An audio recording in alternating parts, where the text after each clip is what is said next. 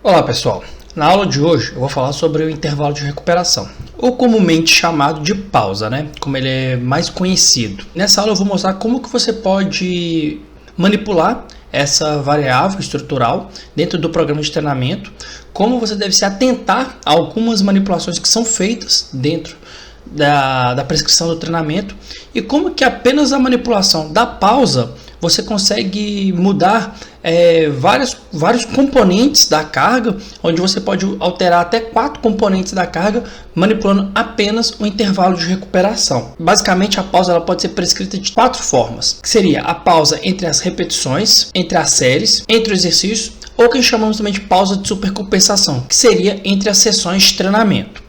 Na aula de hoje eu vou me atentar para falar apenas da pausa entre as repetições, séries e exercícios. Deixamos para uma outra aula falar sobre a pausa de supercompensação. Essa é uma parte que merece também uma atenção especial. Então, começando a falar aqui na pausa entre as repetições, o que podemos perceber é que normalmente ela não é intencional, ela não é prescrita de forma intencional nos treinamentos e também ela não está prevista no programa de treinamento.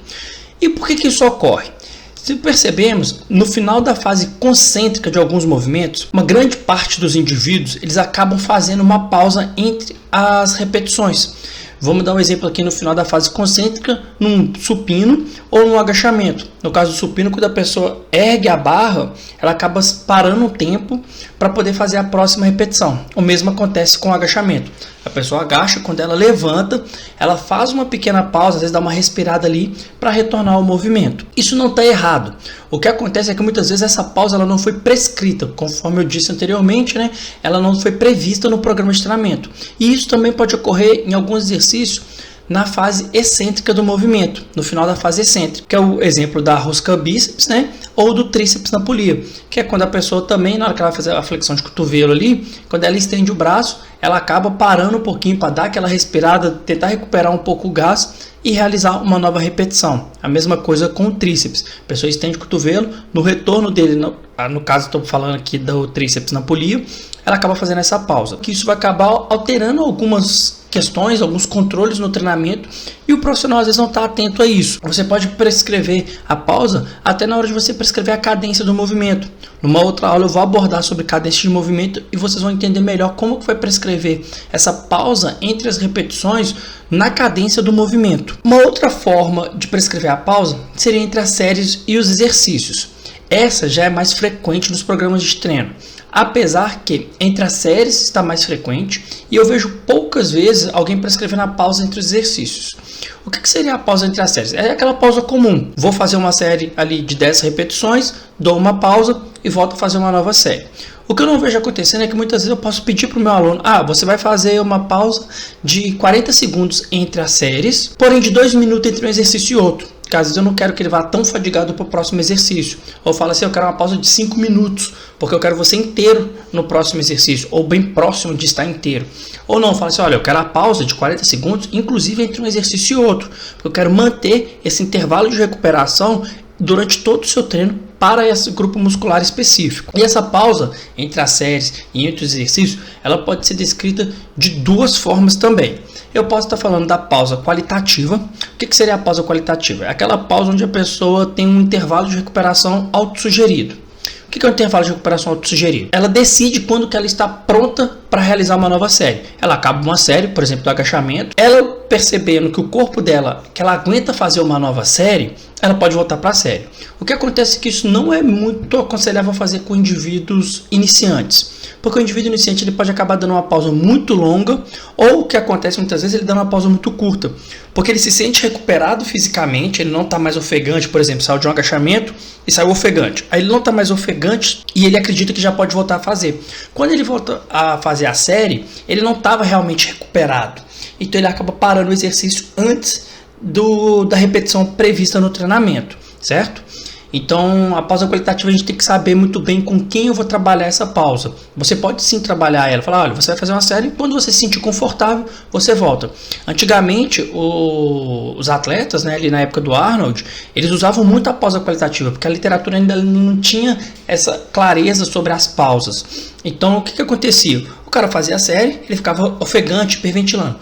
Quando ele parava de hiperventilar, ele se sentia recuperado e voltava a fazer a série dele. E a outra forma de prescrever seria a forma quantitativa.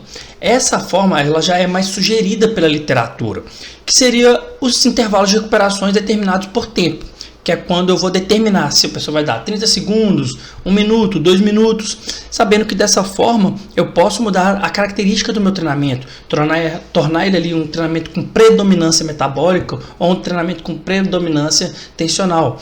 Posso determinar tudo isso prescrevendo a pausa de forma quantitativa, ou seja, determinando que a pessoa vai ficar 1 minuto, 2 minutos, 5 minutos entre uma série e outra, ou, conforme eu disse também, entre um exercício e outro. E agora nós vamos aqui para falar como que a manipulação dessa variável ela pode interferir em todo um programa de treinamento.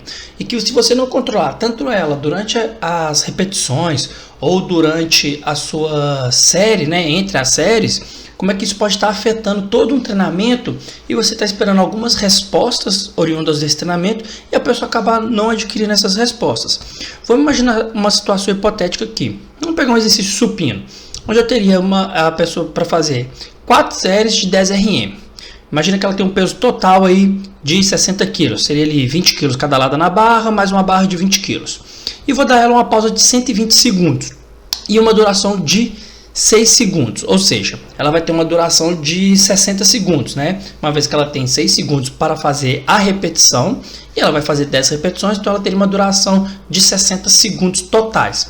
Isso representaria uma densidade de 1:2, ou seja, ela tem um tempo maior de pausa do que de duração da série. Lembrando que a densidade é a relação entre a pausa e a duração. Então eu teria uma pausa aqui, o dobro da minha duração. Vamos então fazer uma manipulação apenas na pausa e vocês vão perceber como é que eu posso alterar todo o meu programa de treinamento. Se eu reduzir essa pausa para 80 segundos, o que ela era de 120 segundos, eu reduzir para 80 segundos, ou seja, reduzir 40 segundos na minha pausa, eu vou esperar que algumas coisas aconteçam. Claro que eu estou falando aqui quando eu estou com tudo ajustado, tá? Imagina que essa carga está ajustada, porque esse também é um erro que eu vejo nos programas de treinamento. Às vezes a pessoa está com uma carga que não está ajustada para aquele momento dela e ela acaba conseguindo reduzir a pausa e manter a carga, ou ela aumenta a pausa e não acontece alteração nenhuma no treinamento. Então a gente tem que imaginar que nós estamos fazendo tudo de forma correta, que a carga dela está ajustada para esse intervalo de recuperação, 120 segundos, no caso 2 minutos. Então se eu reduzir essa pausa para 80 segundos, eu vou esperar que no volume dela, ela não vai conseguir executar todas as repetições previstas. Então, ou seja, se era 10 repetições, eu reduzi a pausa, e essa pausa era suficiente para recuperar para fazer 10 repetições, ao reduzir 40 segundos na pausa, pode ser que ela não chegue às 10 repetições. Pode ser que ela pare ali no 8, 9. E isso automaticamente vai reduzir o volume dela, uma vez que ela fez um número menor de repetições. E o mesmo vai acontecer com a intensidade. Porque se a pessoa, vamos supor que eu quero que ela faça 10 repetições, só que eu reduzi a pausa dela. Se eu não mexer no volume, eu vou manter o volume dela porque ela tem que fazer as 10 repetições. Dificilmente essa pessoa, se estivesse com uma carga ajustada e a pausa tivesse ajustada também, ela não vai conseguir manter a intensidade. Então ela vai reduzir a carga dela para conseguir completar as 10 repetições. Uma vez que ela reduziu a pausa e ela não se recuperou para fazer as 10 repetições. Então ao reduzir essa carga para ela completar as 10 repetições, automaticamente eu estou reduzindo a intensidade. Lembrando que intensidade no treinamento de força refere-se à carga, tá? Em alguns protocolos as pessoas acabam falando de intensidade como grau de esforço no treinamento, mas no treinamento resistido nós chamamos de intensidade carga utilizada no treinamento. Eu vou mudar também a densidade, igual eu falei, a densidade ela é uma relação entre pausa e duração. Se eu tenho uma pausa menor agora, eu saí de uma densidade que era de 1:2 para uma densidade de 1:1/3, certo? Então, vocês podem ver como é que apenas a manipulação de uma variável, eu mexo em todo um programa de treinamento. E eu também vou modificar a duração da repetição. Porque imagina que a pessoa está com uma carga, né? Aí é o que eu falo agora, que você tem que estar sempre atento ao treinamento. Então, se eu pegar essa pessoa, colocar ela para fazer o mesmo volume e exigir dela, falar assim, não, eu quero que você mantenha as 10 repetições e não vou diminuir essa carga. Você vai continuar com um peso total de 60 quilos. Não vai poder mexer na sua carga. certamente essa pessoa não vai conseguir manter a duração dela. Ou seja, ali nós falamos de 6 segundos de duração. Esses 6 segundos ele pode ser 3 de excêntrica e 3 de concêntrica, ou 2 de concêntrica e 4 de excêntrica.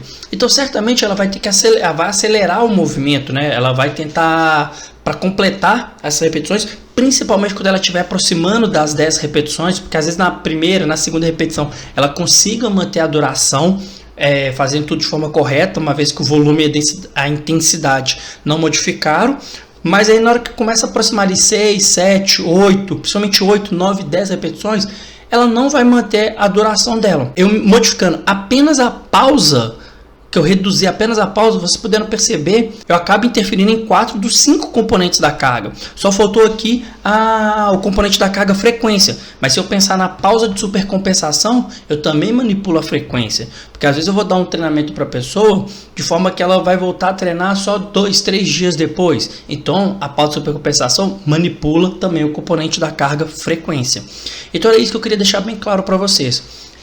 Tenho percebido que as pessoas estão preocupando demais com algumas questões na hora de prescrição de treinamento, e umas coisas básicas estão sendo deixadas de lado, como por exemplo a pausa. Tanto a pausa entre as séries, tanto a pausa entre as repetições, quanto a pausa entre os exercícios. Entre as repetições e os exercícios, isso tem acontecido de uma forma mais comum. E entre as séries, as pessoas acabam prescrevendo. Eu acabo vendo alguma negligência no sentido de controlar a pausa de forma correta, mas as pessoas pelo menos prescrevem a pausa. Mas eu estou cansado de ver em alguns centros de treinamento o programa de treino da pessoa não tem descrito a pausa. Então, ou seja, se você tem um aluno ali e você não prescreve a pausa para ele, aí por isso que a gente acaba encontrando as pessoas nas academias, ela faz uma série e a série dela é um tempo de WhatsApp. E aqui eu quero finalizar essa aula com a seguinte mensagem, que sempre que você escutar um professor falando agora, você vai olhar de uma forma diferente. Quantos de vocês devem ter escutado o professor falando assim: vamos reduzir a pausa para aumentar a intensidade do treinamento? Vocês acabaram de ver que reduzir a pausa, eu posso não aumentar a intensidade do treinamento, que pelo contrário, eu vou acabar diminuindo a intensidade do treinamento, uma vez que se eu quiser manter o volume, quiser manter a duração, dificilmente a pessoa vai conseguir manter a carga. Então, ao ela reduzir a carga, pode ser que fique até mais difícil o treino, realmente, porque às vezes ela vai manter o volume ali, vai manter a duração, só que eu reduzir a pausa, imagina que a pausa ela era de 120 segundos, eu passo ela para 30 segundos, então realmente vai ficar mais difícil para a pessoa manter aquela carga.